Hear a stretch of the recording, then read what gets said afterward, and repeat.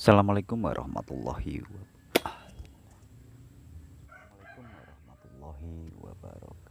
Assalamualaikum warahmatullahi wabarakatuh. Selamat datang di channel Wong Jawa News. Terus terang ini adalah channel ketiga saya yang saya dedikasikan kita belajar bersama dengan pengalaman saya. Jika ingin belajar bersama saya, ikuti terus channel Wong Jawa, oke? Yang saya maksudkan belajar bersama adalah karena saya melihat banyak sekali pemula itu mungkin tidak tahu, ya kan, bagaimana cara kita akan menuju monetisasi itu. Memang banyak sekali di internet, Google, dan YouTube cara belajarnya itu, tapi kan kalah dengan pengalaman. Yang saya simpulkan pertama itu adalah, pertama, apa sih yang tidak boleh dilakukan saat kita akan menuju monetisasi itu? Video yang bagaimana? Video yang harusnya apa? Nah, itulah yang mungkin belum tahu karena masih awal. Saya juga begitu dulu. Contohnya terkait musik, saya itu paling sebel dulu itu karena musik. Kita beranggapan bahwa kalau ada musiknya kan enak, betul. Tapi itu malah yang menjadi bumerang kita, ya kan teman-teman? Itu adalah bumerang kita. Ya, saya sarankan pertama untuk para pemula yang baru belajar mengenal YouTube, tolong jangan kasih musik dulu. Oke, kita bisa mengambil musik dari YouTube. Oke, saya paham. Tapi untuk pemula, saya sarankan jangan memakai musik dulu. Kalau Anda nanti sudah paham betul, oke, baru beri musik, ya kan? Musik bagaimana yang tidak kena klaim, tidak kena korprek. Nah, itu adalah pengalaman yang saya sampaikan pada teman-teman kita. Terus musik, terus bagaimana video kita. Yang kedua adalah konten. Memang awal-awal kita itu konten itu sangat membingungkan. Konten apa yang akan kita pakai, konten apa yang akan kita cari, konten apa yang kita gunakan. Karena konten itu yang akan membuat kita terhenti. Saya dulu juga begitu. Pertama konten 1-2 video itu jalan terus, satu konten. Lama-lama macet. Karena apa? Materi kita habis. Ya kan? Kalau saran saya pribadi, saya juga pernah menyarankan teman saya itu kontennya itu kalau bisa, ya, ini adalah sharing ilmu kita. Kalau bisa itu konten yang ada terkaitnya dengan jual beli.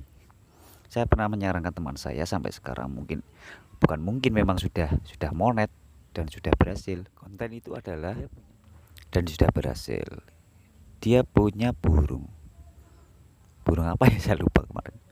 Nah, akhirnya karena dia sangat paham dengan burung itu, akhirnya saya suruh videokan, gitu, bagaimana cara pemeliharaannya mulai dari kecil sampai besar. Nah, di situ dia kan bisa menawarkan jual beli tentang kualitas burungnya. Terus dia kontennya itu bagaimana cara merawatnya mulai dari bertelur sampai besar, ya, terus bagaimana yang berkualitas, burung apa saya lupa ya, saya tidak suka burung.